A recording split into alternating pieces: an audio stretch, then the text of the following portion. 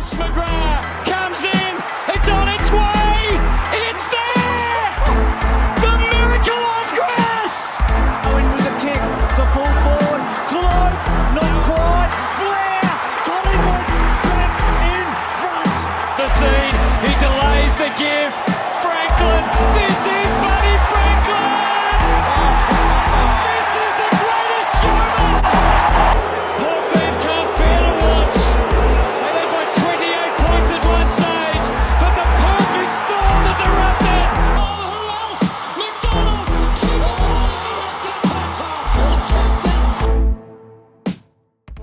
We are now just days away from the highly anticipated first bounce of the 2020 AFL season, and of course it's taking place on a Wednesday, because the powers that be thought this was a good idea. But nonetheless, we're still more than excited for footy to finally be back in our lives, especially because I love all of you guys.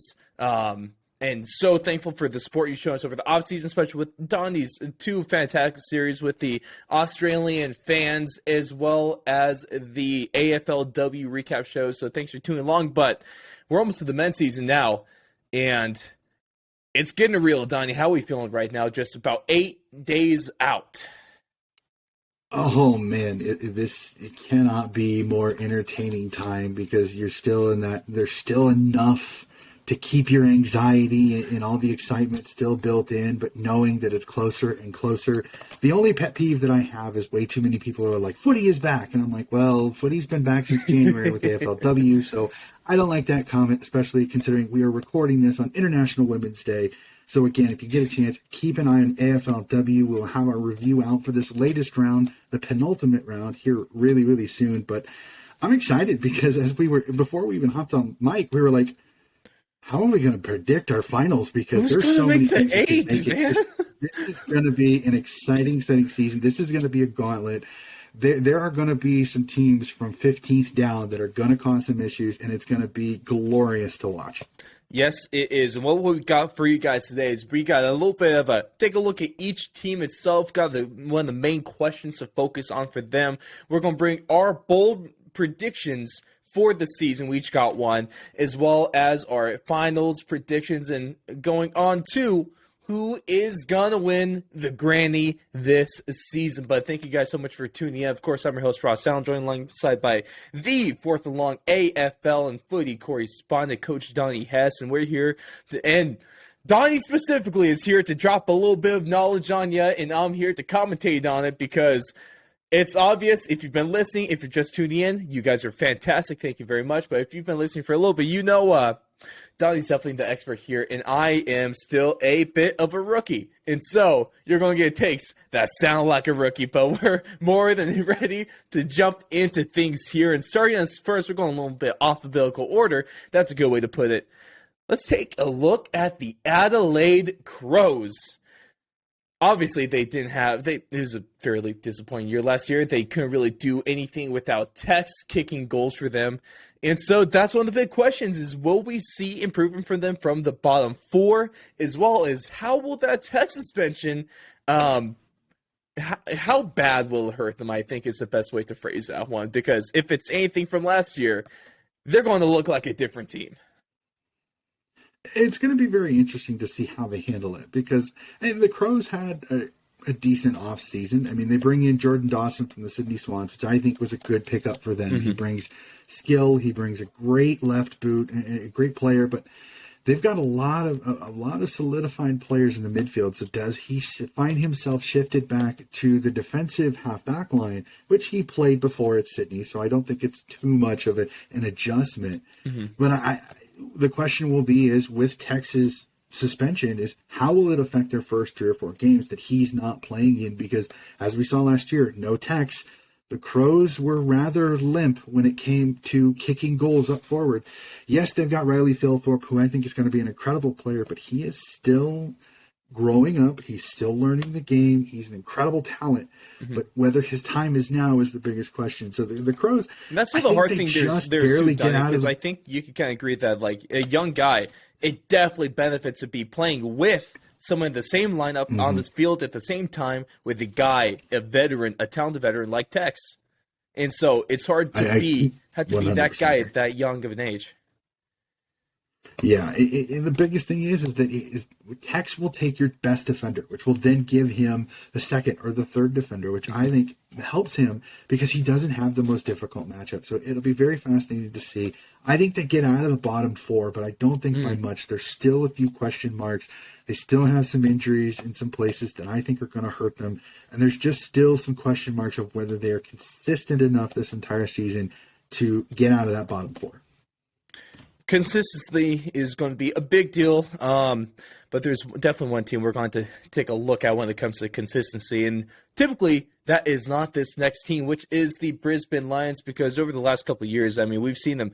They've been one of the top teams, all right? They've obviously, like, you know, most teams, they've had parts where they struggled. Obviously, injuries are a thing too, especially with Hipwood. I think it's safe to say, especially with our preseason predictions from last year, thinking that we were both thinking that pretty high on Lucky Neal in terms of Brownlow, and that definitely did not happen last year. So I guess you can call it that disappointing. But is this Brisbane's year to be a real flag contender, and how will that Hipwood injury affect them early on in the season? When it comes to Hipwood, I think there's one somewhat saving grace, and that's Cam Rayner coming back from his ACL injury, which he had at the start of last year. So I think he'll be able to kind of mitigate Hipwood's loss, which you could kind of tell affected Brisbane going into the finals last year. Yes, Rayner's not the same player as Hipwood. He's not as tall, but he's much more shifty, and I think he gives a little bit more speed and pressure up forward, which I think may give Coach Fagan quite an interesting selection dilemma when it comes to when Hipwood is back. Is that if Brisbane is successful with a little bit of a smaller forward line but quicker, will he kind of maybe sit Hipwood out as the kind of backup to Joe Danaher, who I think had an incredible season last year and kind of showed that he blossomed in Brisbane. And I think that was, but you could kind of tell Danaher doesn't like being the center of attention, and Hipwood kind of took a little bit off of him. So we'll definitely have to see how Danaher handles this year. When it comes to flag contenderships with Brisbane, I kind of agree with what several people go is if they stay healthy, it is hard to argue that they are not in the class with the Doggies and the D's, because so much talent, so much skill, so much athleticism, they're there. I think they were early. I think they actually got into the finals and had some success a couple of seasons earlier than many people suspect. So I honestly, I put Brisbane in that top four-ish flag contender discussion. Well, that's definitely a spot where, I mean, at least on paper, depending on how everything plays out, you know, that's something where, honestly, it might be safe to say that they should be expected to make that top four with the talented of a list that they have. Now, you see time and time again with some of these teams that it's really hard to live up to some of those expectations sometimes, but they definitely have to be in that, you know, that 3 to 6 range, at least the middle. They might be able to get to the top. Also, it's going to be hard to knock off the reigning, defending, undisputed AFL champions of the world in the Melbourne Demons. So that's a task in itself, and we'll get to them momentarily. But Brisbane have clearly the talent. Yeah, but to your point, are they going to get snake bitten with injuries again? I guess time will tell. If you're a Lions supporter, definitely going to have to keep your fingers crossed, keep knocking on wood, and any other superstition you got to keep them healthy this season. And someone that's might need a little bit of luck on their side. Let's talk about the next team, and that is the Carlton Blues. So, is this year that they actually make the finals? And how is Williams and Saad, are they going to be able to show that they were actually good signings?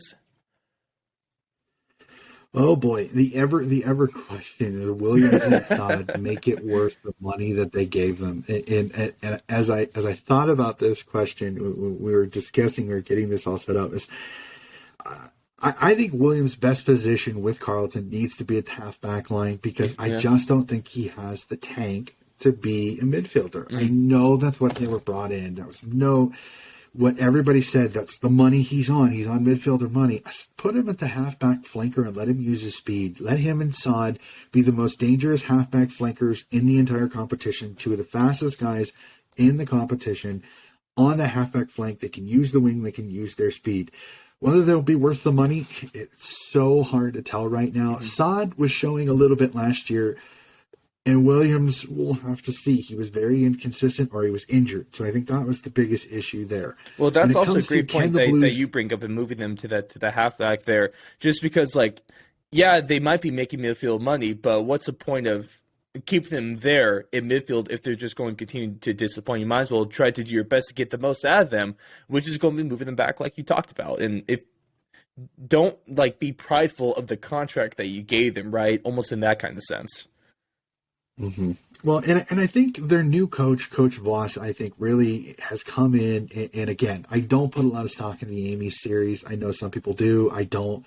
It's preseason. Yeah. It means absolutely nothing. I've seen seasons before where a team goes undefeated, looks really, really good in the Amy series, and then they hit the regular season and they can't do anything. You mean like Carlton? I don't.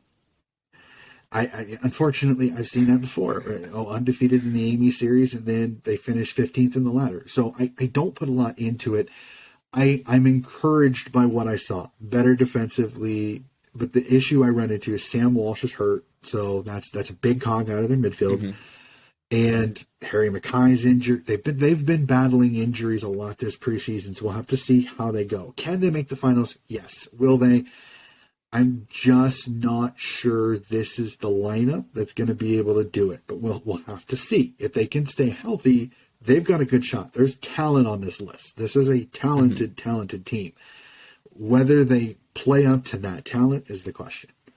I think one of the biggest things here is I just want to see what Sam Walsh does in this next year. You know, obviously, an incredible season last year in 2021.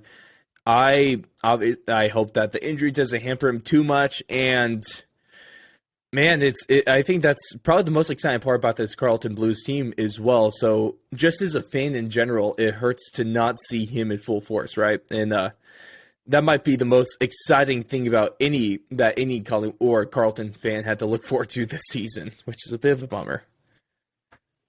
Yeah, definitely. We'll have to see. Like I said, there's a lot of encouraging signs, but will those encouraging signs lead to more wins and potentially a finals berth? We'll have to see. It's a long season. It's going to be a slog. It is going to be a slog. There are 12 teams. I went through it. There are 12 teams I could potentially see fighting for a final spot this year. Yep. So having 4 teams that are not going to make the finals that are finals quality caliber is insane. It's going to be pure battle of attrition this year. And that's going to bring us into the Collingwood Magpies here. So a little bit of a new coach, new pies, maybe a bit of a new identity. I think more importantly than new coach, new sunglasses for Mason Cox. Is that going to turn into a Brownlow winner? And can the young Dykos make an impact this season as well? Oh, Nick Dacos comes in, and again, Amy series, he's looked fantastic.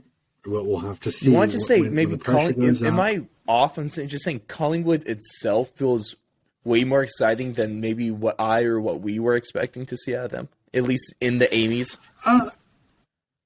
They were, and that's what I was saying, the new coach, new pies, because this is a different pies team. This was a pies team that for the longest time was a kick mark team. They kicked mark. They wanted to hold possession. They wanted to keep the footy. They were a little more kind of using the footy a little bit more, running on a little bit, playing on a little bit more, which I think is encouraging because it really is the style of footy that has been successful. Yeah. Is that play on, use the advantages when you can.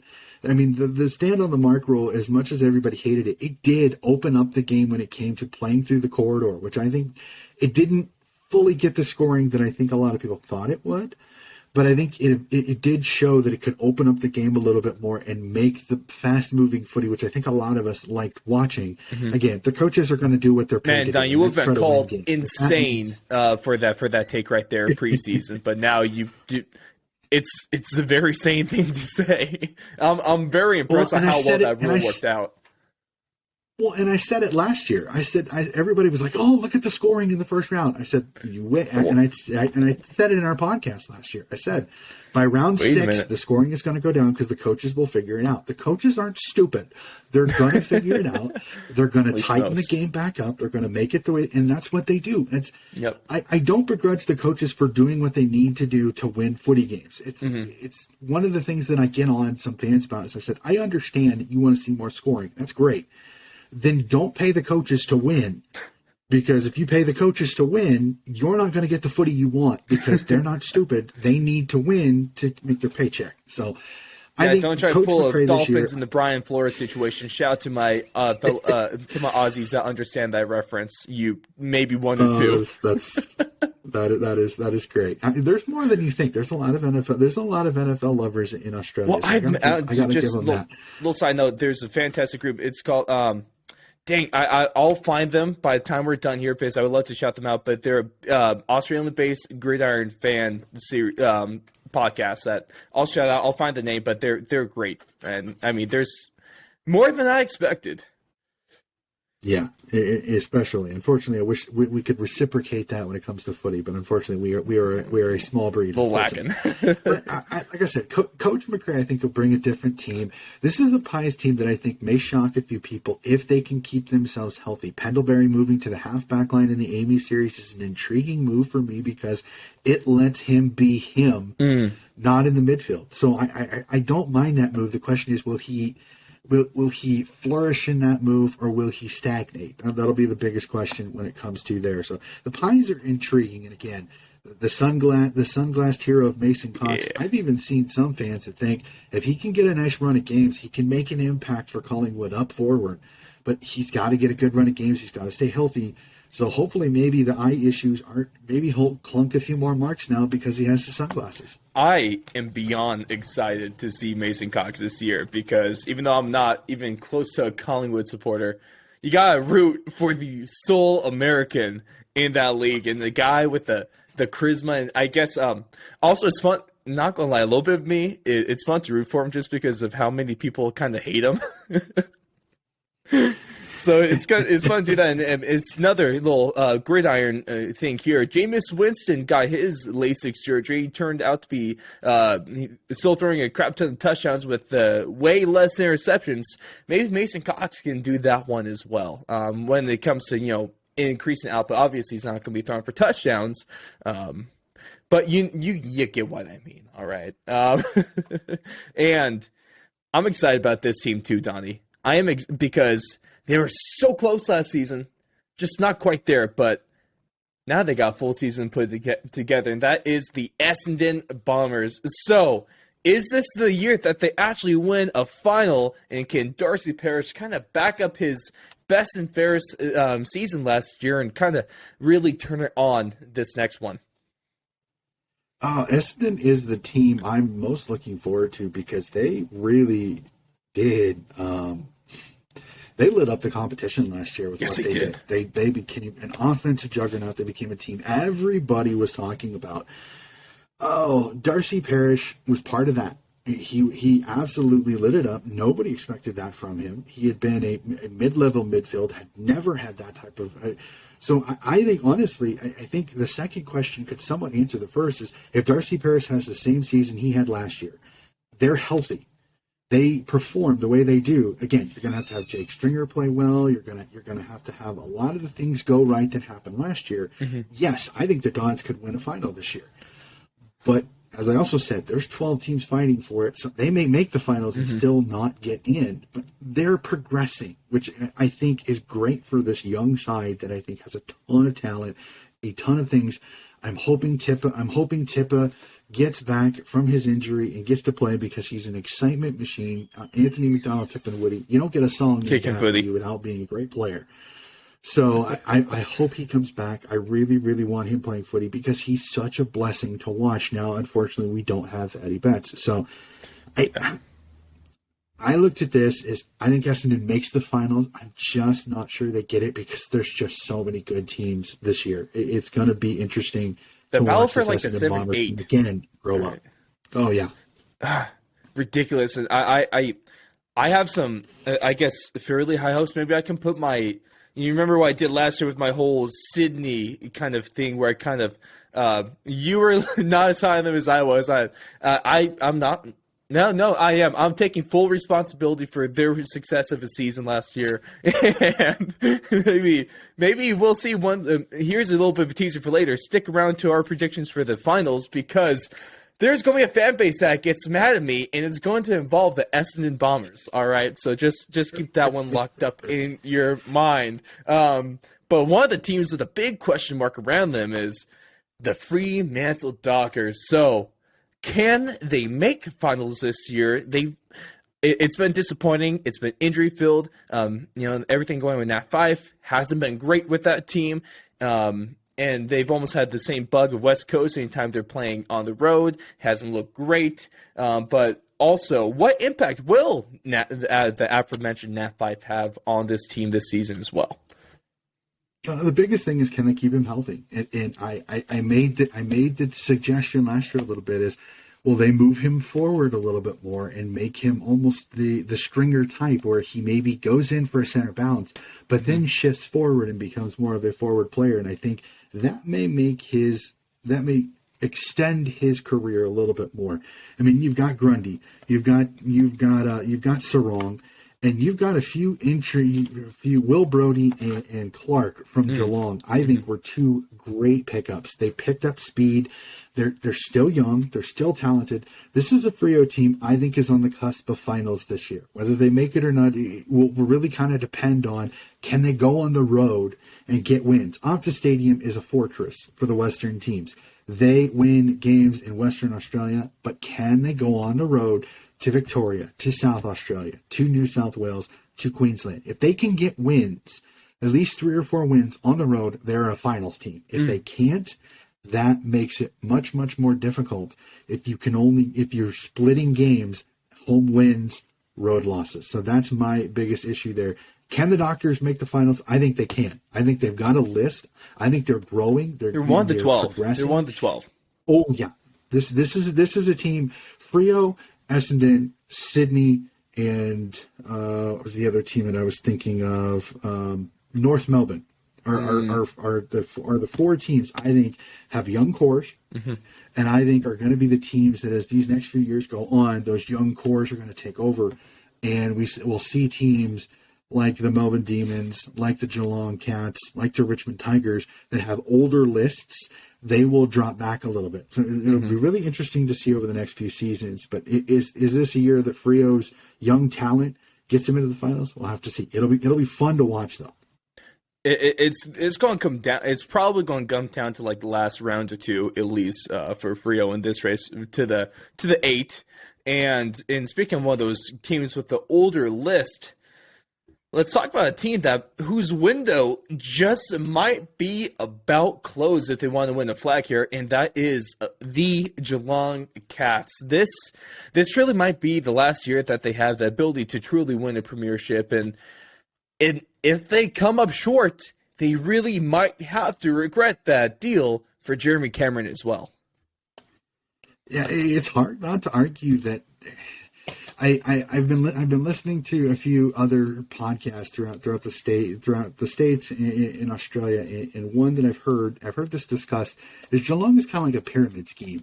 Is they've been getting investors to pay for now, but will they get the money back in the future? And I like that reference because that's the way it's been. They've been mortgaging first round picks over the last 3 or 4 years to stay in this window. You've got Dangerfield, you've got Hawkins, you've got Selwood, you've got Stewart, you've got all these great players that are getting to the twilight of their career. I hate to say it, this really is their swan song when I think it comes to their flag, because I think Selwood's done after this year. I think Danger is close to being done. Whether he is or not, that's the question. Is he at the peak of... I don't think Dangerfield is at the peak of his powers anymore. I think he's a little like Fife. I think they may have to move him forward to preserve him for later seasons. Hawkins, could this be Hawkins' last season? We'll have to see. I think this is the season, I hate saying it, is that if Geelong was... If AFL was like the U.S. sports... Geelong would be the team that would trade their first round pick this year to get a rental player to win a flag. Like, that's how desperate I think Geelong may be to win a flag this year. So I think if they miss out, I think they will rue the day that they traded for Jeremy Cameron. Yes, you've got a young replacement for Tommy Hawkins, but you traded so many first round picks in a good draft that you could have gotten several top up players instead of getting this guy. So it'll be really, really interesting to see. I guess one of the things you're speaking on is flabbergasted by these guys. Right, you're speaking on how desperate they are to kind of win that flag. So I really want to see if that desperation truly plays into how they look on the field this season as well. Are they going to be the ones that, clawing every second of the game to truly try to, I guess, reach the pinnacle in what seems like the last spot for not just the team, but for a lot of these players that you've mentioned as well. So this could play into two ways. This has a chance to really make the Geelong Cats a dangerous team this year. I guess maybe more dangerous than they might be on paper as well. Well, Geelong's style will get them to the finals. They win games because that's just the way they are. But the issue they're running into is their style is not working in the finals once you get past the elimination games. Once you get to the semifinals and the preliminary finals, that's when they seem to fall apart. So it really is kind of one of those. It's like, can Geelong, with the list that they have, play their style and win a flag, or is it really style that's going to hurt them in the long run too? So there's a few questions I have for the Cats. Like, the Cats are a team I legitimately, when I was doing my prediction, I flirted with them not even making the finals because I saw some other teams that I think may progress more than they do. So we'll have to see. I won't give it away, but I really flirted with having the Cats miss the finals. You and I are both on that same page. It's almost a coin flip with them. But going from a bunch of clubs who are talking, all right, so can they make the finals? Are they going to do well in the finals? Let's talk about a team. Can they avoid winning the spoon? And that is the Gold Coast Suns. Oh, I'm sorry. We're going to start things early this season, Don. All 26 of you Gold Coast Suns supporters, and at least Tuke Miller had an all-Australian season last year. Is that going to be able to be repeated? And who's going to be the one taking over the helms of this club as head coach as well?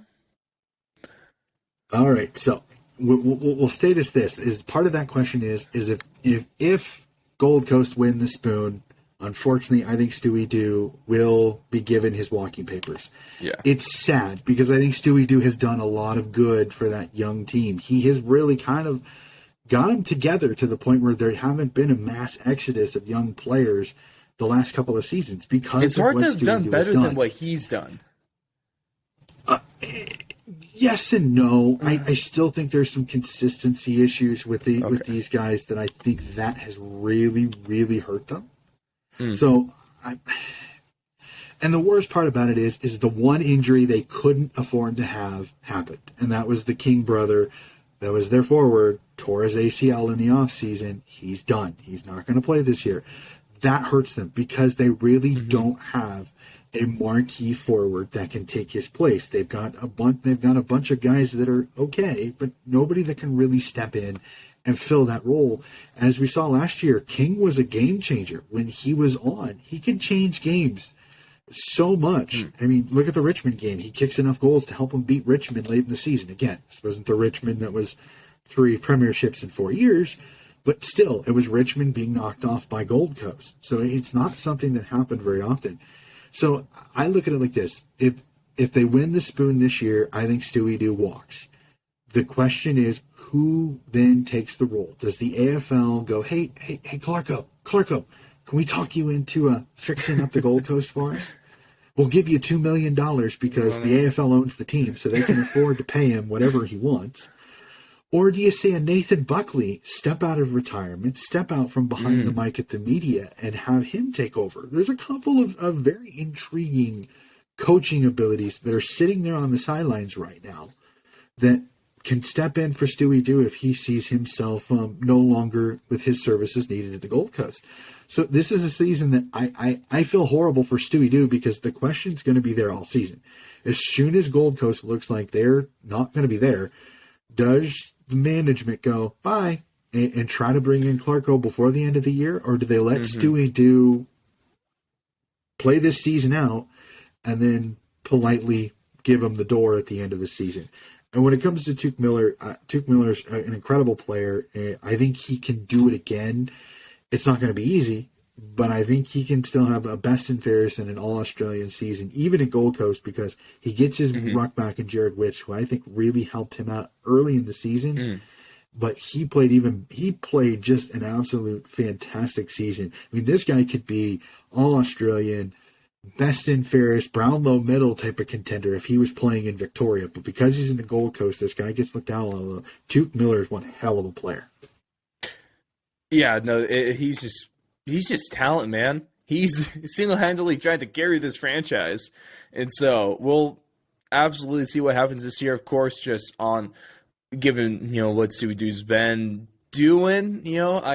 I guess part of me hopes that if it does go south, they'll let him finish out the season and not in kind of, I guess, do it a little bit more of a formal way. I don't know if that's a good way to put it, but I'm sure you guys kind of know what I'm getting at there. But that's going to bring us to undoubtedly the best team in all of competition this year. That's the GWS Giants. Let's go, boys. The real team in Sydney. No bias. No, zero bias. You can't see the hat. But of course, I'm excited for this year. I really want to see if they can back up their 2021 year. Can they make finals again? And also, what is Toby's suspension going to do to them early on in the season? GWS has kind of been pretty good at digging early holes for themselves. So do we see them do the same thing again this year? Well, we'll have to see. I know last year, some of the games that Toby didn't play, the Giants didn't play too bad, but Toby he's a cog. Yeah. He's a key cog in this GWS team. I think the start of the year is going to be tough. It is going to be very, very tough for the GWS. They've got some of their injuries from last year over. They should have a pretty full squad going into the start of the year. So I'm bullish that I don't think they're going to get in too big a hole. The question I have is that will the progression of some of the teams around them overtake GWS this season and maybe make them miss? Because they made the finals last year, but they got in with a little bit of help. I mean, they had some games go their way. They got a couple of wins, they did, and they got in. So we'll have to see. GWS is one of those teams that I see as that potential. Of the 8 teams that made the finals last year, they're one of a couple that I see potentially being vulnerable with the progression of Fremantle, with Richmond getting healthy this year, with Fremantle looking like they could be solid again this year. There's that competition, I think, is going to cost somebody a final spot from last year. Could it be GWS? GWS is one of those teams I see potentially as that team that maybe gets knocked out. Yeah, and I could definitely see why, people would be feeling that way about them. Not even just, I am biased, but, there are a little bit of worries when it comes to them. And, one of the things that I take a look at, if you want to, so Toby Green's BS suspension, by the way, at least the length that I'm still a little bit irked by it, not going to lie, but the 6 games they got to stamp out that type of behavior, though. Yeah, I understand it, but it still sucks. The length. I completely understand the length. I think, but here's the thing and this is, again, this is more of they are trying to nip this in the butt underneath the AFL. The youth leagues, I think, is where this can't happen. If this happens and it's okayed, again, I put in air quotes here, okayed by AFL, it's going to happen at lower leagues and it's going to be an issue. I mean, they've talked about it. 6,000 umpire shortage in all of Australia. That is why they passed the new rule when it comes to the abuse of umpires this year. So what happened last year, I understand. It's BS. I completely agree with you, okay? I think the suspension was a little heavy, but they have to. Yeah. They have to, because if they don't, this could have worse ramifications in lower leagues and in the AFL. So it's one of those, that's a fair unfortunately, point. Toby becomes the scapegoat. If this was any other player, and I'll agree with this. If it's any other player, if it's a Marcus Bontempelli, it's a game, maybe two. Right. But because Toby has a history, and because Toby has done this type of stuff, that's why it was so aggressive. So I know. Yeah. I understand your gripe. I agree with it. But I also understand why it was done the way it was. I don't like how they had to appeal their own ruling. I kind of... But I understand it. I get it. It still pisses me off, but I get it. But if you want to take a look at the GWS 6 fan, teams... you're allowed to. You are allowed to. Thank you. Tell me that more. I need to hear it. But the 6 games that they have while he's going to be out, of course, can't wait. The plans are right now that hopefully we'll be able to live stream this over on Twitch for the first time this season. We got the Sydney Derby taking place round 1. So, of course, the GWS Giants are going to be playing Sydney. Then they have Richmond, Gold Coast, Fremantle, Melbourne, and St. Kilda. So that's the 6. And I think there's a really solid chance that they come out this first 6 at least, batting 500, 3-3. I can see wins against St. Kilda, Fremantle, and Gold Coast. If they lose to Gold Coast, I will be very sad. But of course, Sydney's going to be a really good game. They almost always play well. Richmond, it's going to be another challenge. And then Melbourne, if they win, cool. That's a hell of a surprise. If they lose, that is a zero surprise right there. But I think 3-3 is reasonable through that suspension. 3-3. The Frio one, that one's a little iffy on me. Frio, 2-4 probably the worst. Where the biggest question I would say is, where's that Frio game? Is it at Optus Stadium, or is it in Victoria? If it's in Victoria, I would lean a little more towards GWS than I would if it's in the West. It should be in Victoria. Or GWS, I mean New South Wales. My apologies. Yeah. Sorry. Yeah. Get your states right, that's one. Coach Hess. Get your states right. Should be a home game for the Giants, is what we're saying here. Giant Stadium, New South Wales. I'll get my Australian states right. I know Australian fans. Don't calm down, comment section. I have more of a leeway when it comes to getting that wrong. Donnie, you're the expert here. Come on, how dare you get the states wrong? Jeez. Hey, also for all you Aussies over there getting that, what's the capital of Iowa? Capital is the city that I'm in, Des Moines. What's the capital of Iowa, and what's the capital of Idaho? Those questions we'll ask if we're getting mad at geography here. But let's go on into a team whose colors remind me of Iowa, and that is the Hawthorne Hawks. Because how competitive will they be this year, and how will a Sam Mitchell coach Hawks look? And if you throw it back to last year, I truly think this might be one of the best wooden spoons ever, which is a weird statement, but they were awfully good for where they were on the ladder. Them and North were both two teams at the end of the year you didn't want to play because they were highly competitive. No, that was under Clarko. That wasn't under Sam Mitchell. So we'll have to see. I'm almost in agreement with a lot of pundits, and again, I don't always like going with all the pundits because usually that's a bad sign. Because usually when all the pundits say it, there's always a curveball. Yep. Well, all the pundits, almost nobody had Melbourne making the finals last year, let alone winning the flag. So it's one of those. I'm always a little bit leery on this. I think Hawthorne's also, actually. Who's the one that said that neither Melbourne or the Doggies are going to make it? If I remember correctly, that was Heath Shaw. Yeah, not a great take there. It was Heath Shaw after round 9. The former GWS defender said he didn't think the Doggies or the Doggies or the D's would make the grand final. He was eating crow pretty quickly on that one. No, yeah. I think Hawthorne, unfortunately, I think new coach, new system. I see them being more competing for the wooden spoon. If I'm honest with you, they're kind of like North. I just don't. I can't put my finger on it. I want to see a little bit more again. I don't know how Sam's going to change his team. Is it going to be a lot like Clarko where he keeps most of the same things and just does a little, or does he scrap it, throw it in the bin, and do something completely different? Because if he does, it's like many teams over here in the States, when you get a new coach, you're going to take a dip because everybody's going to learn new things. So that's more of how I see it is if he scraps everything that Clarko did and he puts his own, how he wants them to move the footy, how he wants to play defense, everything like that. You could see a dip where Hawthorn is, again, back in that wooden spoon 16th, 17th, 18th type of categories where I kind of see them. I think they're down there with the Gold Coast, the Norths, and the Adelaides, unfortunately, fighting over the wooden spoon more than the finals.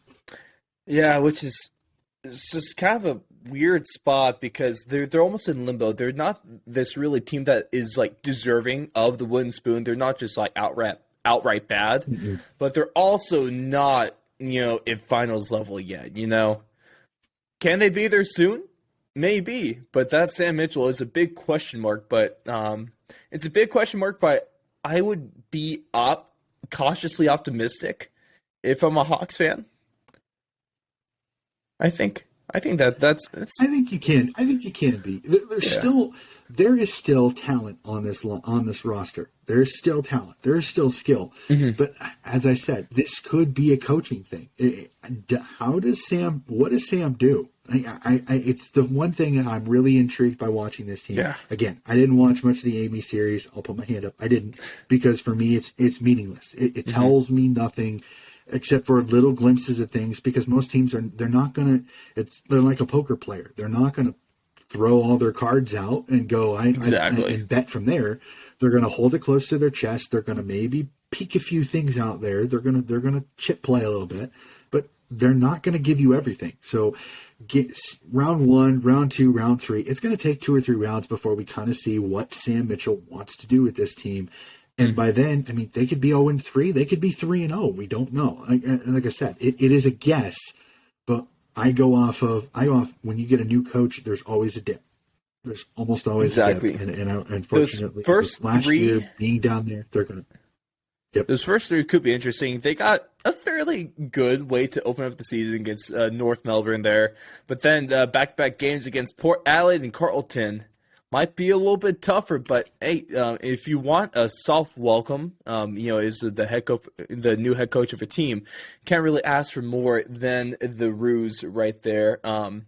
But that's going to bring us to the reigning champions of the world, and that is, of course, the Melbourne D's.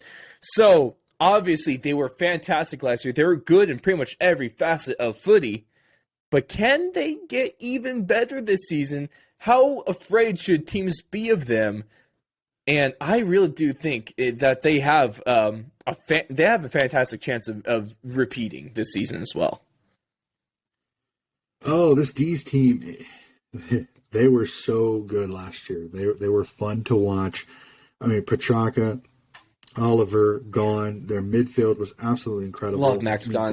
They were one of those teams that the injuries did not seem to bother them as much as some of the teams in the league. So can they be as healthy as, say, the Richmond dynasty there for a while, when 2 or 3 seasons in a row Richmond barely had an injury and they were really, really good? Everybody's going to they are going to be the hunted this year. They are not going to be the surprise like they were for the first 5 or 6 rounds before people kind of went, oh, the D's are for real. So I think that's kind of the thing this year, is that they're not coming into this season with we think the D's could be good. No, they know. Everybody's coming. So many people come in going, the D's are going to be good. Can they win the whole thing? So they're going to have the target on their back this year. So it's going to be a little bit of a different season this year. Again, most of their roster is back. Most of their roster is healthy. So it's hard to argue that they're going to be there. But again, they are not the surprise. So we'll have to see, how do they handle being the hunted instead of the hunter like they were last year. The drought is gone. They won a cup. Now can they go for 2 in a row? We'll have to see. It'll be fascinating to see, especially considering them and the Doggies are the first game of the season. The first time in several years that it's not Richmond Carlton as the opening game of the season. It is a grand final rematch. Doggies, D's, and last year, these two teams didn't see each other until the 10th game of the season when both teams were 9-0. So one of these top two teams is going to be 0-1 after the first week unless a draw happens in the first game of the season.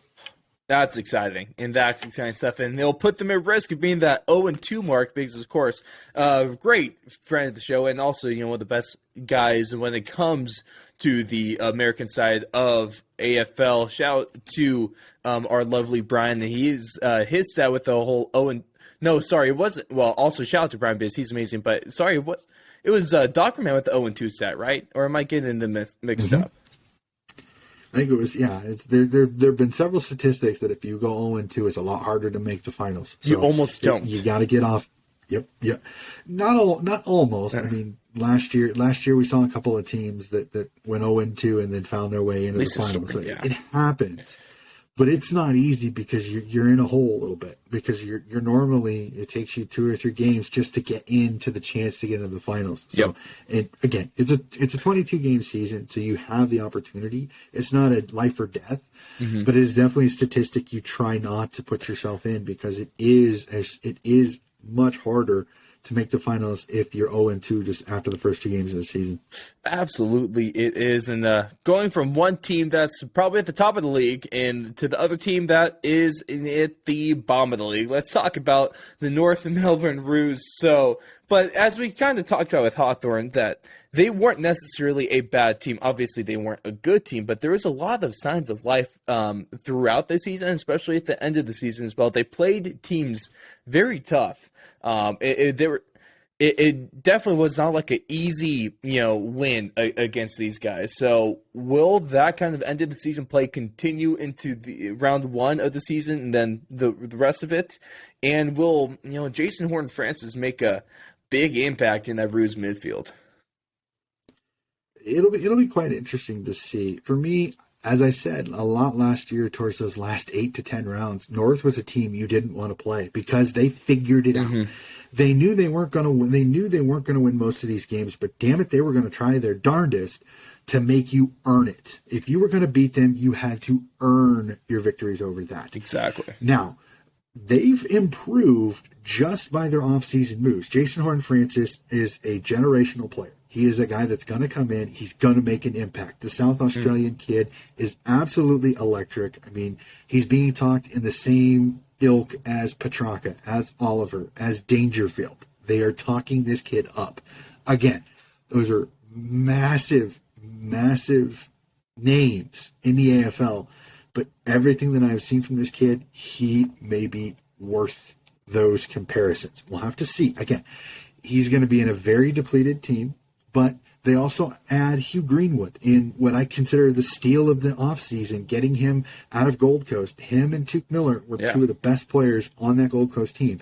You bring in an experienced player to teach Jason Horton-Francis how to play the game the right way. And I think this North team can put a lot of teams in the finals and just outside of the finals. They're going to give them headaches. I don't see these guys fighting for the spoon. Like, I legitimately see, like I said, Gold Coast, Hawthorn, and maybe West Coast, Steve, a little bit in that spoon category. I think North's just outside that top, on that bottom 4, maybe even at the 13-14 range, where it's a better season. They win a few more games. They're not near finals yet. There's still some work to be done. But I think Noble has got the building blocks he needs to put North slowly on the path towards where they want to be, closer and maybe even in finals in the next few seasons. If I'm a Roos fan, obviously the last thing I would be expecting is a finals berth. If that happens, great. Definitely don't get your hopes up for that. But also, in like last season, you might not even see a lot of the results come in the terms of where they are on the ladder. But if you just watch the games, I think you could watch this with a lot of optimism and hope for the future. It kind of what you're talking about, kind of what they showed late last season. It's just a matter of if they're able to build onto that. That is the biggest thing going into this year for them. And let's talk next about the Port Adelaide Power, because this is a team that's really interesting. A couple of years ago, they were the top of the ladder all the way through, and then they couldn't get it done. They couldn't, come up clutch. Then last year, they were near the top of the ladder all the way through, and then they couldn't get it done. They couldn't come up clutch late in the finals. So is this the year that they actually make the granny? And a lot of their success has been due to the amazing Ollie Wines. And is he able to be in? Well, obviously he's probably going to be a Brownlow contention, but also is he going to win the Brownlow as well? Oh man, again, the Brownlow is one of those where it all kind of depends on how a season goes. You're going to give it. You hate saying it, but your team wins, you got a better chance of winning three votes, which gives you a better chance of winning the Brownlow. That's a fact. Which we saw a lot last year, is that Wines was almost always in the votes. He was always getting 1, 2, or 3 votes. He was always in the votes, where sometimes Bontempelli's issue is Liberatore would take votes, McRae would take votes. So I think that's another thing where Wines' his only competition is Travis Boak. Is his only competition when it comes to votes for that Port Adelaide team most of the time. Again, sometimes you get their young superstars. Can they make the granny? Yes. Will they make the granny? Again, they've fought some injuries as well, with Big Dixon going down with an ankle injury. Whether he'll be good for round 1, we'll have to see. There's another, Orazio Fantasia was the other one. I was trying to think of the other one. He's still having knee issues. We'll have to see if he's there. Their youngsters are healthy, which I think they really missed them in the early part, in some parts of last year. If they can stay healthy, I think they can make up for some of the losses. And talk out of South Australia that I am hearing, Robbie Gray is in incredible nick and is playing at some of his best footy he's had in his career. And if Robbie Gray is playing that well at his age, keep an eye out for this Port team. They've got the list. They've got the ability to be a granny team. Will they do it? Because again, the slog of making this finals is not going to be easy. It's going to take a toll. What team has the best stamina for this season, I think, is going to go a long way into who is where come finals ranking time. This is a great point. Oh, man. Oh, only imagine if those are accurate, man. That's going to be something. But speaking of a team that's like always in there, let's go to a team that almost always seemingly wins after winning 3 in 4 years. Let's go to the Richmond Tigers. And obviously, last year was definitely not something that we really were expecting. And, at the beginning of the season, and then a couple bad losses late in the year kind of solidified themselves being out of the top 8. Injuries definitely did played a role in that as well. But you really have to think that last year might have been an anomaly for the Cats, or is this a sign of things to come for them? And what can Dusty do to bounce back as well? Well, my favorite thing is that after the horrific injury that Dusty occurred last year with the rupture in his spleen, he's back healthy. He's put the weight back on, so thankfully he's back and healthy. The guy is an incredible player. Yeah. I want him at his best. It really hurt the game that he was not there, that he wasn't playing, and it really showed. Now, Richmond is not a one-player team. They are very much a team-oriented game plan. But they just happen to have a guy that can show up and can show out in Dusty Martin. I'm of the opinion, I think last year was an anomaly. They had so many injuries in one season that they haven't had over the last couple of years that it affected them. For the first time in this kind of Richmond dynasty over this 5 seasons, they were decimated with injuries. Their back line, was being held together with anything that they could try to stick together to try to make a back line. And it still worked. They were still playing not bad footy, but their issue became is they were so weak in the back that it made their other sections weaker because they had to move people around. Damian Hardwick had to play with the magnets, and it really affected his team.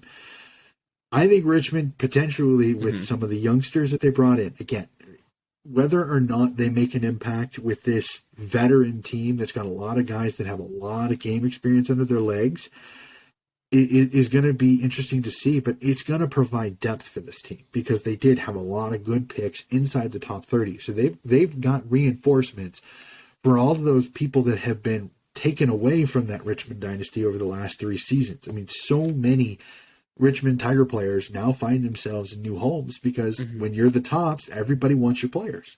That's what I think Melbourne maybe is going to start seeing here in the next couple of years is their depth players are going to start getting picked off because you want the guys that are on those teams. So we'll have to see. I think Richmond potentially this year could make finals. That if they're as healthy and as good as they've shown and their style of footy stands up regular season and in the finals, this is a finals team if they can stay healthy. But if injuries start to get them again, they just miss out again. Yeah.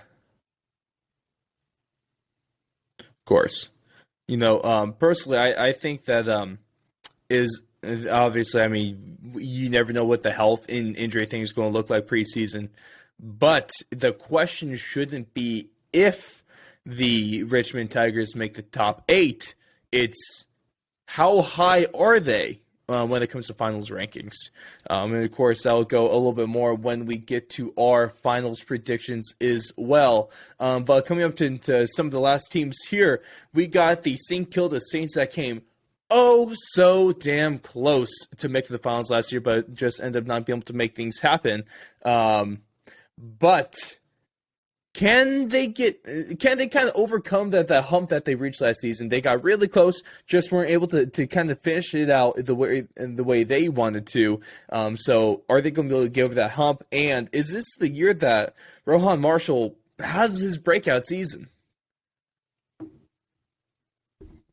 We'll really have to see because, unfortunately, Rowan Marshall may have to because they're still having issues with their other ruck who's kind of been fallen to the injury bug, which has really just snake bit the St. Kilda team over the offseason. They lost Caulfield to an ACL injury. They've had 3 or 4 players, and then they had Nathan Jones leave on personal leave due to mental health. So this is a very depleted St. Kilda team that has just been nicked by injuries.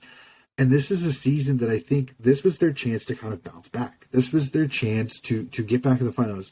Some would say last year was a little bit of an anomaly. They had some injuries, they had some inconsistencies. That's why they didn't make the finals. This is a list that was put together to make finals, to contend for flags. And last year, it kind of exposed them as did they go too far with their free agencies? But we won't know. So I look at Rowan Marshall here is he's got to step up and maybe potentially be that marquee ruck with some of the injuries that they've had.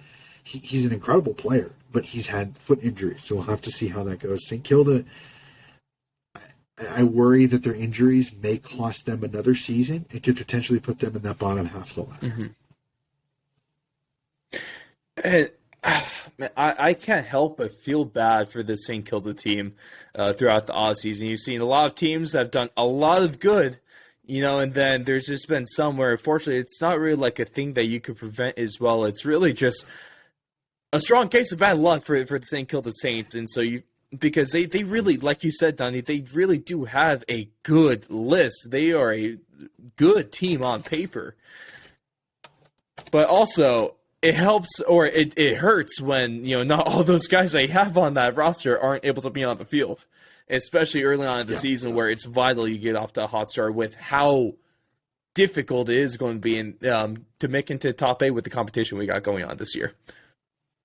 Yeah, definitely. It's going to be interesting. Yeah. But if you can't put your best 22 out onto the field, it becomes very, very hard to win games of footy when you've got your 26th, 27th, 28th best player on your list.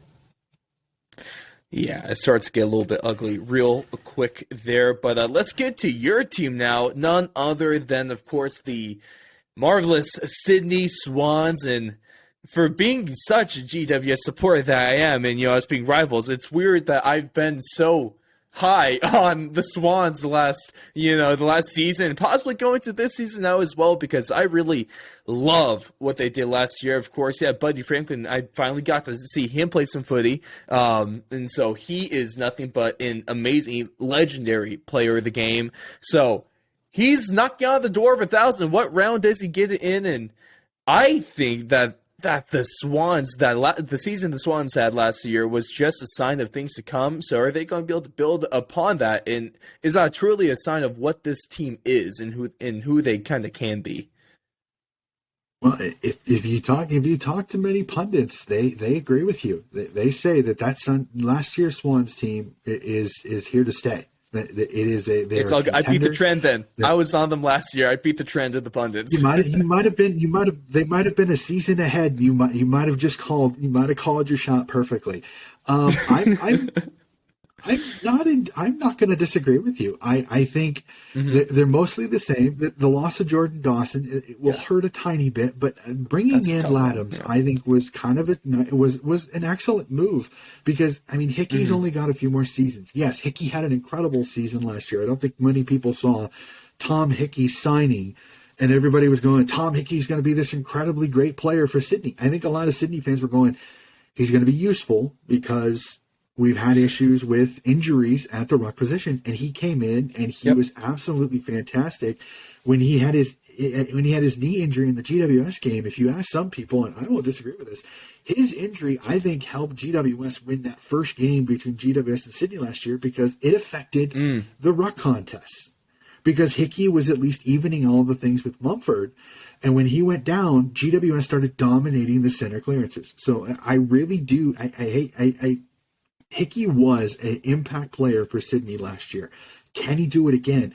But now he doesn't have to. Now he's got Peter Laddams, a young 23-year-old, really good young ruck that can move forward. He can kick goals, and he rucks pretty darn well. So I think if you're Sydney, yes, you lose Dawson, but I think you'll take the trade because you've got some youngsters that I think are going to play really, really well.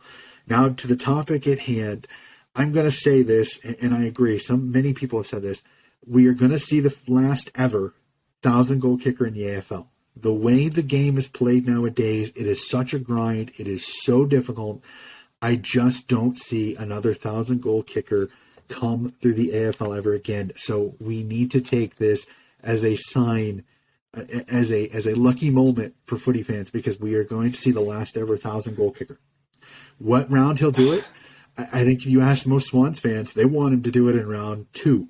Not round 1, which I think you as a GWS fan will smile a little bit at that. Because most of the Swans fans want him to do it in round 2 because that's at the SCG. That's at home, where the first game is on the road. So I think he gets it in round 2. I think he kicks 3 or 4 in the first round, so then maybe 1 goal in round 2. So he gets to do it at the SCG. The fun part is keep an eye on it.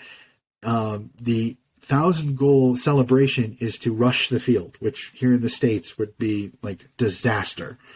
But it is a tradition that people run on the field, congratulate him.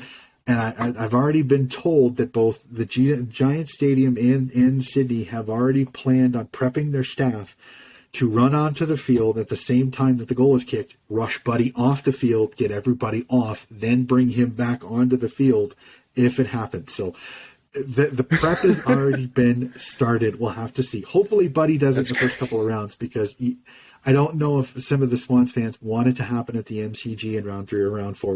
We'll have to see. Was he need? It's definitely is it 6? Interesting. Right? It's 5. It's 5. 5. It's 5 for 1,000.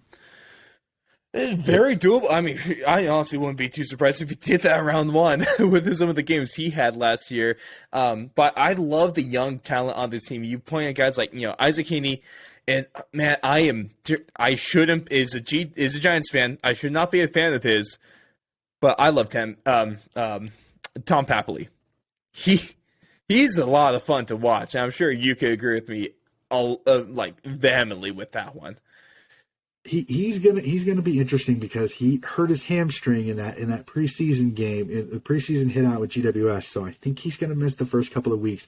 His impact is going to be interesting to see if it affects Isaac. He had came off the hamstring injury. It's a low grader, but it's going to be at least a couple of weeks. So, which I mean, I understand you want to keep this. The guy is an incredible player, and you don't want to risk him in a long-term injury. You got a whole season ahead of you. Sometimes, well, hamstrings are an injury sometimes if they're not taken. What's that reoccurring injury? Exactly. Well, they can increase if you do them multiple times. If you can sit out for a couple of weeks one time, and then if you do it again in less than that, then it's 4 to 6 weeks. So you always have to be very, very careful. So trust me, I know what's like when it comes to those strains and sprains. And I think that'll affect Isaac Heaney, because there was a lot of talk of Isaac Heaney moving into the midfield, which I think some Swans fans like. I wouldn't mind seeing him stay forward because he is such a great goal kicker.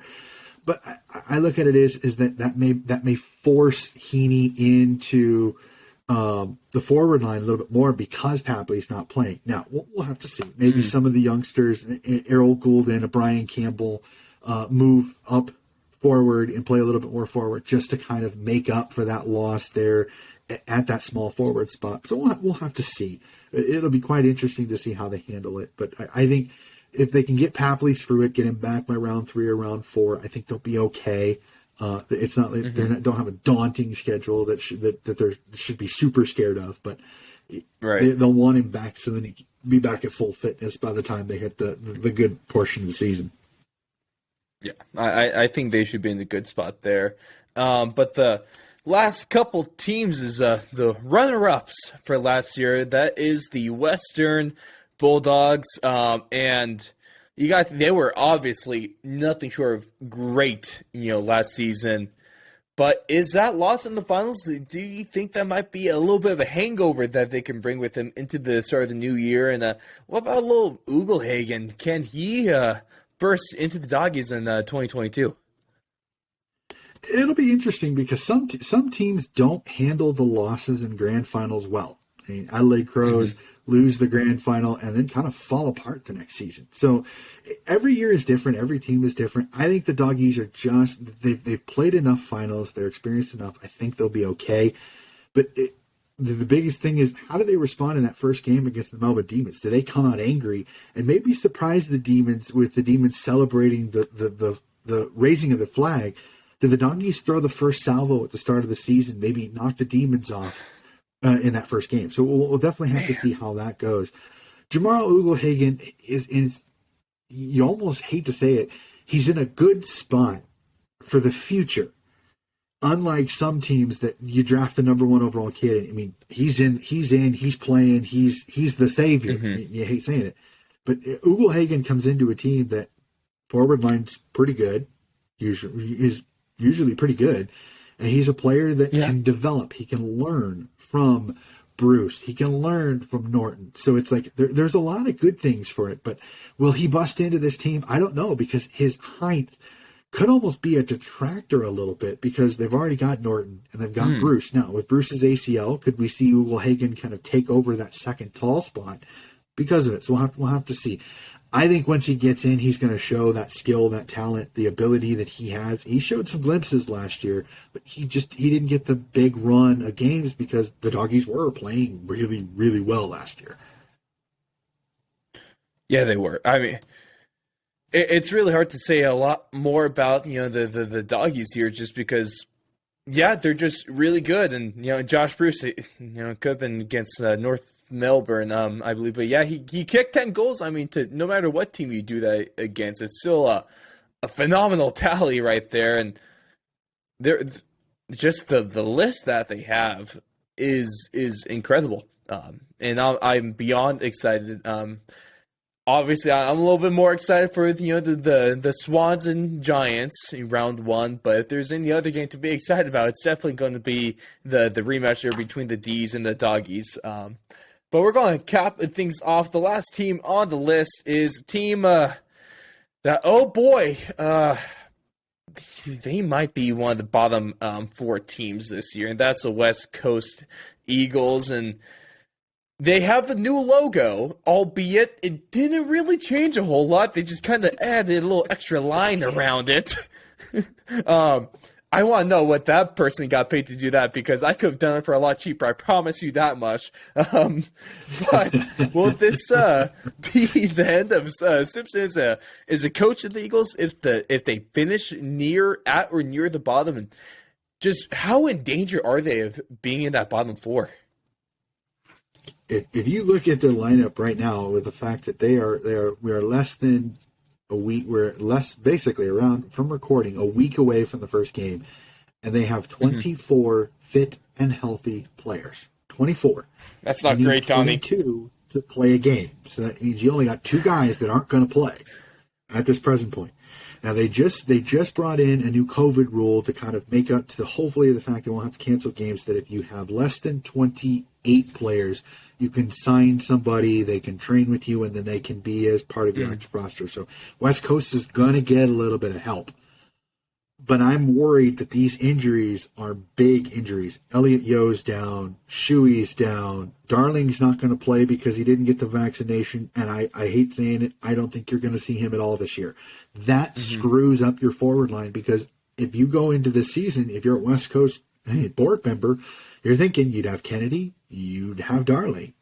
Now you don't have Darling. So honestly, I could really see West Coast being in the wooden spoon argument this year, because they just they are so decimated with injuries. Yes, you still got some great players. I mean, Willie Rioli is back, so that gives you a talented player.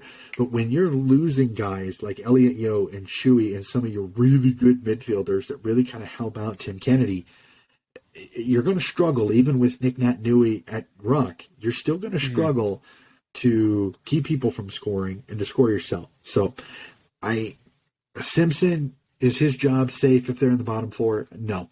West Coast is too good a club. They're too prideful a club. A non-finals or a bottom 4 finish, I see Simpson being given his walking papers. And then the question is, who takes over? Do we see who takes the Gold Coast? Which is more desirable then, the Gold Coast job or the West Coast job? Ooh, maybe it depends if maybe it depends on if you want to be in the pre-stadium or not. It's hard to deny Optus there. And man, I this is such a weird team, because you remember, unfortunately, I also bit into a little bit of the hype last season as well. But they've gone from a team where there's a lot of people talking about, can we see the West Coast Eagles win a granny? And in the span of just a year, they're going, oh, are they going to finish last? A little bit of a fall from grace there, isn't it? Just the tiniest bit. That's about the farthest you can go in terms of flipping sides there. So that's going to be an interesting one. But that's going to do it. A question that we have to ask for each of the teams here. And obviously, there's a lot more you can talk about. So let us know your thoughts. Go ahead. You can, of course, find all this. Hit us up in the comments on YouTube and Rumble. Hit us up on social medias at Fourth on Radio on Instagram and Twitter. Of course, Coach Hess is what is Coach Hess a number, Hess, right? 48. That's the one. That's the one. Go number 4. What's that 40 even mean? No, what's that 40 signify? I've never known. It was for a little bit of background on that. Is my hero as a child was a gentleman by the name of Chris Street. He was a player for the Iowa basketball team. And unfortunately, his junior season, after a team dinner before a game against Michigan State, he was tragically killed in a snowplow accident. And being an Iowa kid playing at the University of Iowa, you are pretty well known. His death, unfortunately, was quite the loss in the state. And he was my hero as a kid. And that was the number he wore. And I kind of latched on to that number as a kid. And latched onto it after that. So anytime that I could wear that number to honor him, I did. So that is kind of the reason that I did that. It's to kind of honor a childhood hero of mine. Well, we find out something new every day. That's it's kind of cool how just like a number can mean so much and signify. I know, especially with the numbers that you play with in sports. I know I have my own there. But man, that's a way more interesting answer than I was expecting, if I'm going to be honest here. Yep. I love it. But of course, find him there. He's on Twitter and Instagram. I guess a little bit more active on the Twitter, just historically, right?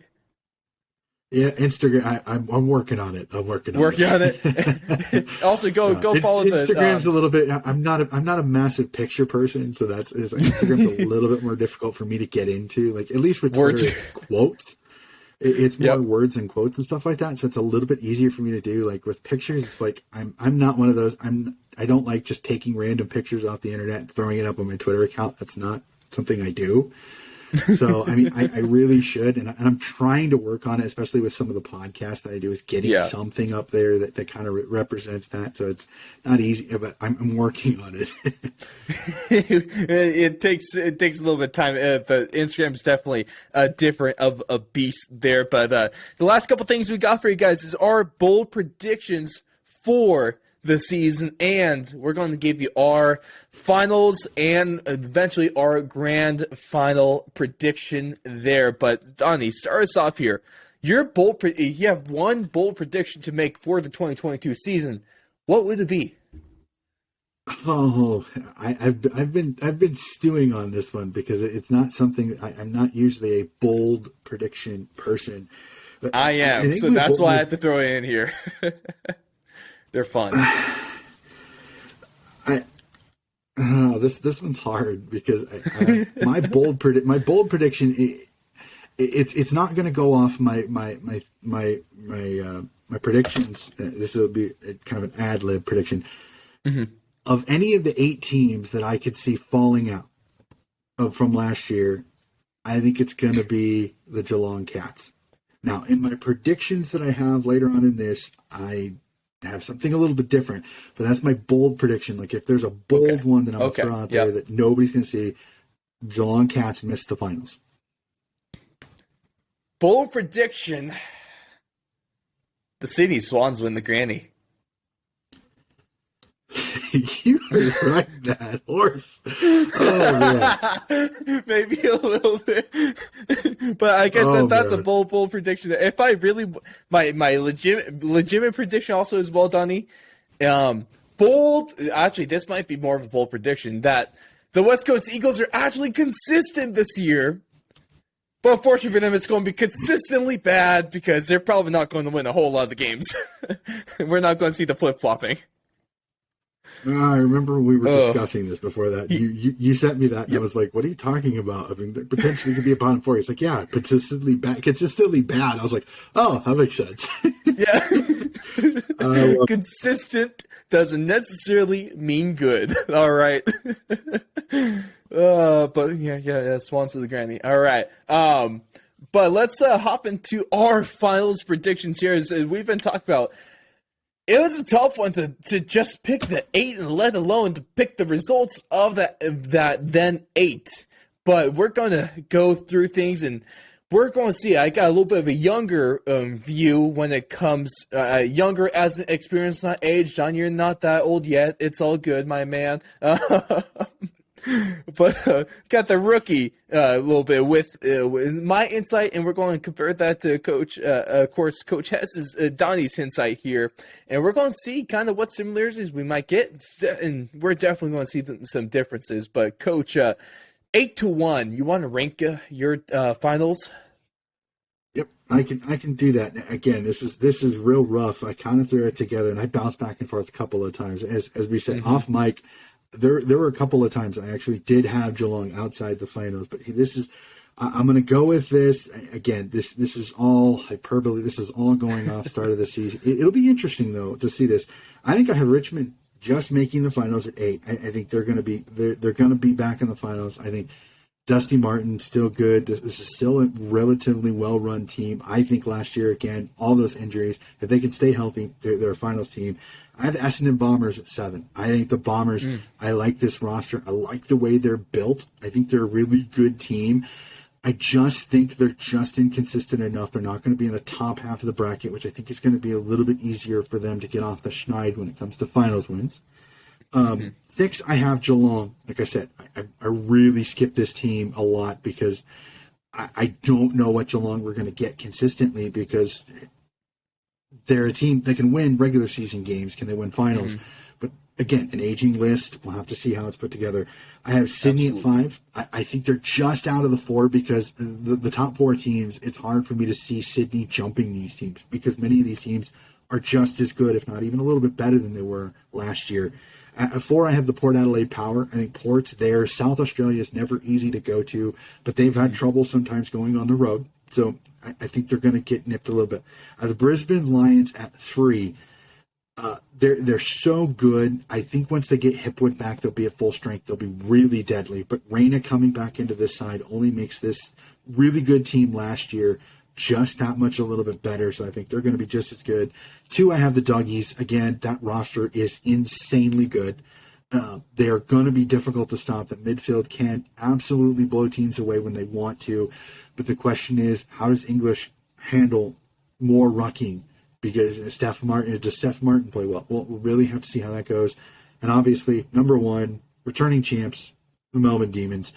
Yep. They're so good. Defense wins championships. They're going to be there. They're going to be there when the whips are cracking. If they can, again, it's all down to health. I hate when they do these predictions. I'm predicting this off of paper and off of no injuries. If injuries do come into play, it's going to throw all of this into the hay baler. So we'll have to see. So Melbourne 1, Dogs 2, Brisbane 3, Port 4, Sydney 5, Geelong 6, Essendon 7, and Richmond 8 are my finals teams at this point. It's okay. I forgive you for leaving GWS off because, of course, my 100% they were 9. They were 9. I had them in. I had them out. I had them in. I had Freo in too. I had Carlton. If Carlton plays the way they can be. There's 11 teams right there with St. Kilda if they didn't have all the injuries as the 12 teams. I told a lot of people the 12 teams that could make finals. That's how deep this league could be if everybody's healthy and at their best. Oh yeah. Yeah, I love it so much. And of course, in time for mine, which of course not just predictions, but in fact they are spoilers for what we can expect to see. Oh man, and yeah, no, I kind of some of these are tough because I guess you've definitely seen more. I have a little bit more limited window of what I've seen in terms of how good teams have been historically. So I have that to go off of. I have to go off of last season. Also, some of them are just straight up guesses, just going off of a gut feeling. Are they going to be right? Only time will tell, and a couple of these might be a little bit bold as well. But number 8, I got the Essendon Bombers. You'll note that Geelong has missed my top 8, but just barely. Number 7, GWS. Number 6, I got the Brisbane Lions. It's because the Lions, as we were kind of talking about earlier with them, is that they have a top 4 talent, but it's just real. It's a bloated top 8. It's hard. It's a very competitive top 8, but it's even more competitive top 4 as well. Above them is in number 5 is the Port Adelaide Power. Number 4 is going to be the Sydney Swans. They barely missed out on this 4 spot last year, and I think this is the year that they're able to move into it. Number 3, I have the Western Bulldogs. Number 2, Donnie, this one might be a little bit bold. But, going off the health, as we'll put the asterisk next to everything as well, the Richmond Tigers are going to be back in form. I hate to say it, but I think it's going to happen. They're in number 2, and number 1, it's the Hawthorne Hawks. No, I'm just kidding. It's, of course, the D's. Who else would it be? You got to have a little bit of fun. Oh, I always do. You bring the facts, I bring the fun. That's why we're the combo. Exactly. Tongue well. Not as much as you thought it would, right? No. Better in my head. Yeah. Oh man, but yeah, Geelong. This might be a bad curtain call for them. And it's not necessarily just because they're going to be bad. This could be the ones where you might miss out on points or let alone. I think. If I really had to give a prediction here, Donnie, a specific one, Geelong is heartbroken if they miss out on percentage points to Essendon. Oh, boy. It's a possibility. Essendon puts up the points, and Geelong is a more defensive style, so I can see that happening. I would like Essendon, or Geelong might have a better chance of winning more games, but Essendon's probably going to put more points in the games that they win. Is kind of the thing they go there, and percentage that might loom large on these teams, but. Let's take a look at the preliminary finals. The last 4 teams, of course. What kind of killed me is it's a good system. Okay, the finals. I won't say the P word for you Aussies. All right, I won't say that. I've made that mistake too often. The finals. You guys and your lingo. It's all good. Oh yeah. Also, never say just Western, because who the hell is that team? But who the hell is Western? Instead of staying as Footscray, it would be so much easier if they were just still Footscray. So. No, but they had to change things up. At least I only know them as the Western Bulldogs, so it doesn't hurt me as bad. But I guess it took me a little extra time to I had to figure out that I got the right matchups and the right games, because the whole finals system. I think it's a great system when it comes to formatting. 5 and 8 are always matched up with 1 and 4. 6 and 7 are always matched up with 2 and 3. Yeah, but it's the flip. It's the flip that hurts. It's like trying to flip my brain. The 2-1 goes up to the 1 line, and the 4 goes down to the 2 line. So. And the hip bone is connected to the leg bone. Yes, Donnie. I love that bracket. The thing, though, is I got to say this. I love that bracket because the craziest part is you can get the 1 and 2 seeds to play each other in the preliminary final. Which is great. Crazy. Right? If things happen, like if 3 beats 2, you can literally get 1 versus 2 in 1 preliminary. So, speaking of preliminaries, what 2 matchups do you see taking place in the preliminary finals based off your top 8 there? All right, so I did my whole bracket. Yep.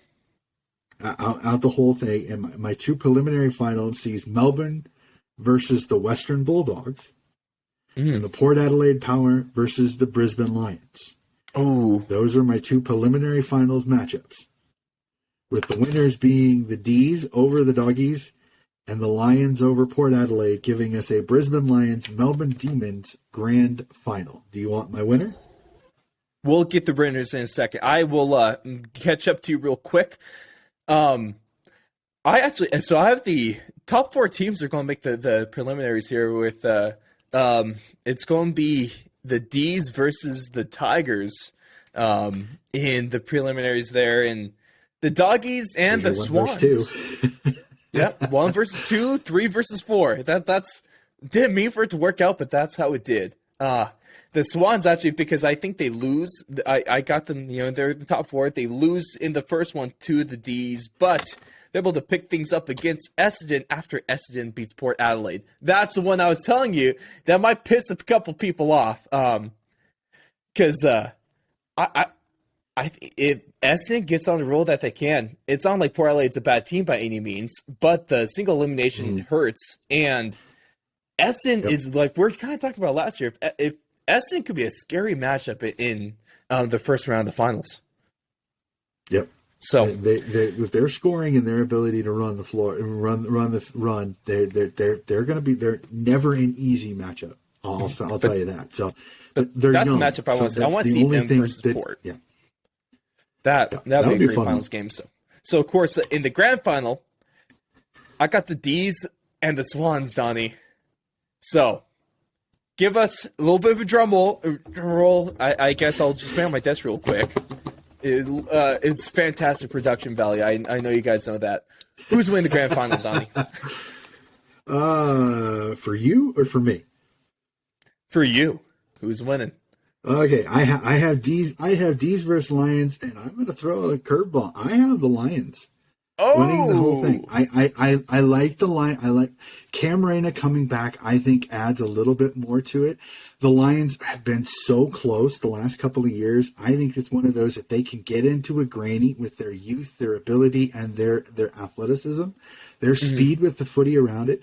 I think may give that D's team a little bit of trouble, especially come late in the season when you may have some nicks and some niggles on teams. So I'm gonna tip the Lions to hoist their first flag since the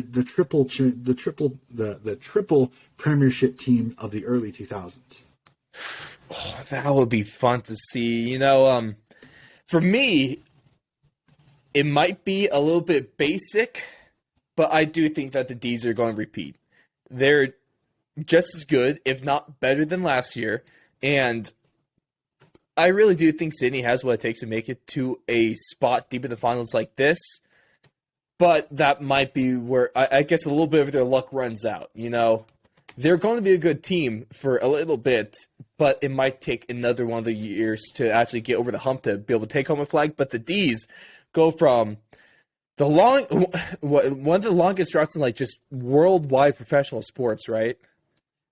Just it was the third longest streak in the VFL AFL history. Only St. Kilda is something like 50 years. So no, it was the longest. Melbourne at the time was the second longest streak ever, behind Sydney and South Melbourne, 72 years between flags, and from 1933 to 2005. So literally a lifetime. I remember talking to some of the South supporters that I've chatted with online. It's when they moved up to Sydney, there were some that didn't want to, but the one thing that they had to give the Swans was they tried to stay attached to the old South supporters. Mm-hmm. And then in 2005 when they won, it was one of the biggest things they talked about was the MCG had a lot more red and white than they thought because they had all the South supporters there. So the one thing I got to give the Swans is that they've stayed in touch with their Victorian roots. In fact, I don't know if you saw this, for every Victorian road game that they play this year, they're going to wear their old Victorian V Guernseys in those games. Now, what do you think about them not throwing the collar on there is a finishing touch? Oh, it'd be great, but those old Guernseys, I think, are a little excessive. But I think it's a great homage. It's a beautiful jumper, though. It is a beautiful. The V is a beautiful Guernsey. I'll give them that. It really is. I'm looking forward to the Victorian games because, man, it's just a good-looking uniform, But There you have it. Donnie, you're rolling with the Brisbane Lions to win it, and I got the D's repeating. But what a year we have to look forward to. My word. Honestly, though, this is just one of 1,000 different possible combinations you can have with your top 8. Whether it just I wouldn't be surprised if you have a different top 8 from either of us, let alone the order in which they're going to stand. So, of course, I would love to see that. Make sure to check us out. I'll be dropping our predictions in graphic form over there on Twitter and Instagram as we get closer to the season. So, feel free to share yours in the comments or share yours. Share yours over on our socials as well. Reach out to us. But Donnie, it's just about that time now. Really not a whole lot to do now except, well, for us, we're going to draft our fantasy teams, and then we're going to wait for the first bounce of the year. So, what are you going to do to kill the time, and what are your last things you want to leave everyone with as we are just about a week out of games? Well, I kind of started off with International Women's Day. AFLW is getting to that time of year. There's only 2 more rounds left. We have this weekend's play and then round 10 and then the finals. I cannot wait. It's been a fantastic season. We've got 6 really good footy teams. If you get a chance, support the ladies. They are playing incredible football in some not easy situations with the heat, with the wind, and with COVID kind of causing some disturbances. But these ladies are playing some fantastic footy. If you get a chance to watch it, watch those ladies play footy. And then just a little bit of self-promotion here. If you want to hear a little bit of fun banter between 6 footy-loving Americans, go to Steez and the Don YouTube channel and check out the conversation that 6 of our league members had while we waited for our league to implode when it came to technical difficulties. So that is the reason why we're drafting this upcoming Sunday, which will be absolutely fantastic. But we have a fun little chat about footy and what we kind of think about it and what we think will help progress footy over here in the States. It's a very fascinating conversation. You get Gil Griffith from San Francisco, California, a writer and a reviewer of AFLW and AFL. Lee Howarth from Carolina, who is a big footy head and a good friend of mine. Don from the Steez and Don podcast, who we chatted with a lot, and the head of the Grovetown Pirates down in Georgia, which those gentlemen are doing absolutely great work for the game of footy in Georgia. We have my buddy Brad Croston, who is my co-host from my podcast, my sports podcast that we do together, and soon to be a assistant coach here with the Des Moines Roosters as well. A good gentleman, great footy mind. And the man, the myth, the legend that is the Yank on the footy, Craig Wessels out of Sandusky, Ohio, a great gentleman who is doing yeoman's work when it comes to trying to help get footy on the map over here in the States. So a great conversation between the 6 of us. It's worth a listen. It's fun banter, maybe a few expletives thrown out there because we were having so much fun when it came to the draft, but definitely worth a listen if you get a chance as an Aussie to hear kind of 6 Americans and what our thoughts are on the game of football. Absolutely fantastic stuff there. And speak of Australians, and their thoughts on footy, go ahead and make sure to check out Donnie's Australian AFL fan series as well. That just wrapped up a couple weeks ago, and there's some phenomenal characters that you had on, talking about each one of the 18 teams there. Even got the almost Sasquatch-like elusive Gold Coast Suns fan on there as well. So it was a great series. Sasha was awesome. I was so happy to get her on. I told her about that, and she got a good laugh out of we have the fan counter, the Suns fan counter. She got a good little laugh out of that. So, but an incredible so many incredible conversations, some a little longer than others, and I thoroughly enjoyed it because it's just you get to hear great stories, which I thoroughly enjoyed because we don't have that connection to the game. We don't have 20, 30, 40 years like some of these people had. So it was incredible. It was so much fun. Time consuming, but fun. You were quite the busy man when it came to that kind of stuff. But of course, that's why we love you. And just like how we love you, Coach Donnie, we love each and every one of you that has that tuned in to this preview of the 2020 AFL season. It's just going to be a damn good one. All right. I'm beyond excited for that, beyond happy that you're here with us. And I mean, both the recent stats I saw on YouTube about, 35 to 40% of you guys are from the land down under, and over on our audios, about 25% of you guys are. So huge portion of our audience are you amazing Aussies, and some of your ways are weird. Vegemite, still very alien to me. With the hot dog, just put in a bun like the rest of the world. Be normal, all right? Please don't take offense to that. Oh, I'm going to get some angry people in the comments, aren't I? All right, here. Cherry on the top, or icing on the cake, Donnie. I can't wait for the playoffs this football season. All right. Oh man! Oh boy, this is feel good. The rage. I could just feel the rage of the comment section already. This is great. Also, your toilet's flushed the wrong way. There we go. That's the last little bit I'll throw at you guys. Thank you so much. They have no choice on that one. Thank you guys so much for tuning in. It really is amazing and beyond excited to have you here. If you're longtime supporters, thank you. Can't wait to have you for another season. If you're new, you guys are in for a treat when it comes to us throughout the rest of the season. If you liked what you heard today, you're going to get all of that and more. It's going to be fantastic, and you're going to want to be along for the ride. So go ahead, follow us on our socials, and best way to find all of us is over at thefourthandlong.com. But Coach, thank you so much for your time once again. I'll see you on draft night And we'll see all of you after round 1 of the AFL season. Keep it locked. Ash McGrath comes in. It's on